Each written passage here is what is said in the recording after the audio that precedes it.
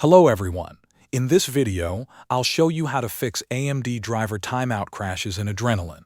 First, download the official AMD Cleanup Utility from the official website. Next, we'll perform a clean driver reinstallation. Boot your PC into safe mode.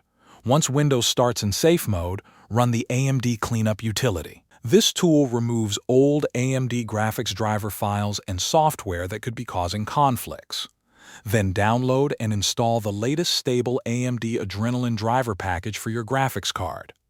During the installation, make sure the factory reset option is unchecked. Next, open AMD Software Adrenalin Edition. Go to the Gaming tab, select Graphics, go to the Advanced section and click Reset Shader Cache.